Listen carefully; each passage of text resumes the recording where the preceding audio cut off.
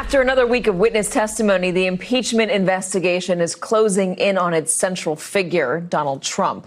As the Washington Post notes, a clear portrait has emerged of a president personally orchestrating the effort to pressure a foreign government to dig up dirt on a potential 2020 political rival and marshaling the full resources of the federal bureaucracy to help in that endeavor.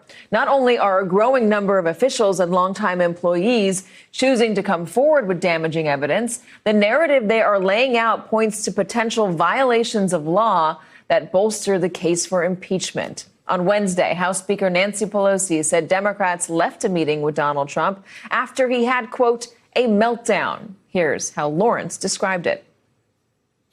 It tells the story of the Trump presidency better than any other photograph. Nancy Pelosi immediately placed that photograph on her Twitter page, and she will never replace it with a better photograph. It is the perfect portrait of the child president.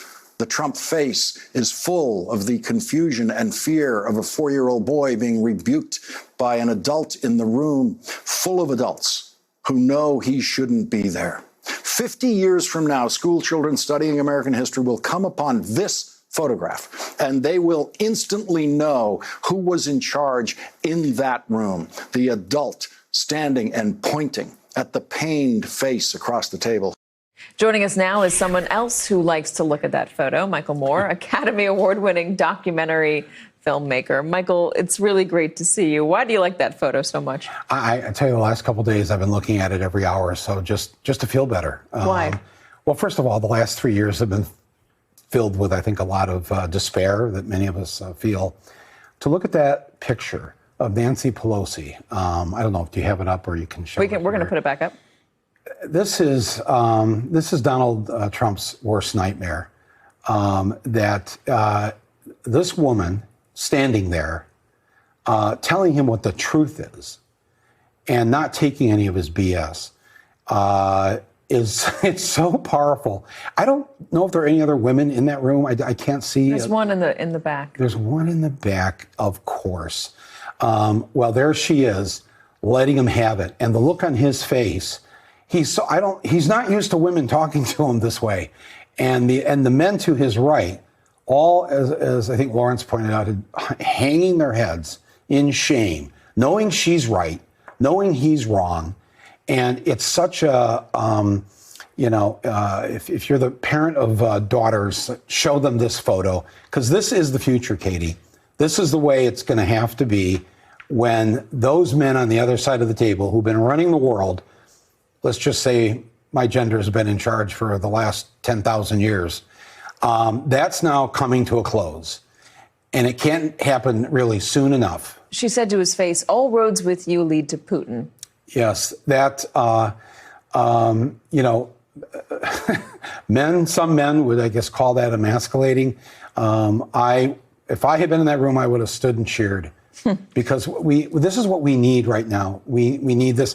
And let me just say on the broader scale, we win when we run women, when women run for office, especially local office. We saw this last November. It will happen again next year. Women who are watching this right now, who are thinking maybe I should be running for office, meaning the women watching this tonight, maybe you should be running. Maybe you should be running for office because the old way hasn't worked.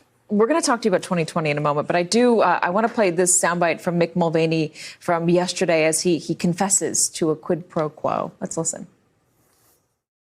Did he also mention to me in the past that the corruption related to the DNC server?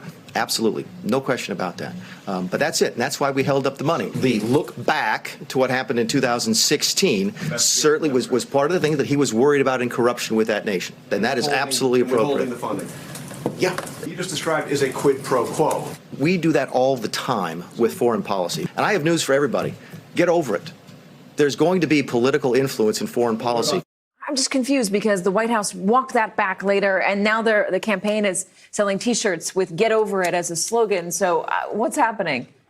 Well, of course, they're the best at Orwellian trickery in terms of... We were never at war with Eurasia. We've always been at war with Eurasia. Yes. What do you mean we walked it back? Yes, we walked it back. Get over it. The beauty of what Mulvaney did yesterday was this, as you said, you called it an act of confession.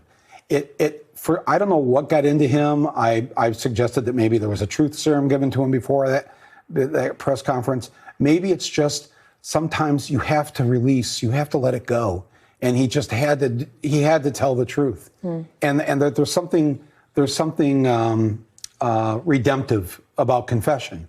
Maybe that's as simple as that. That's what we saw.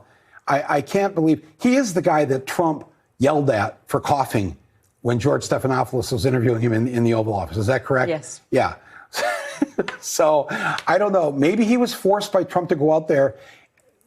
Or maybe they just thought if they say it out in the open, it's not that big of a deal. Thanks for checking out our YouTube channel. Subscribe by clicking on the button below for more from The Last Word and the rest of MSNBC.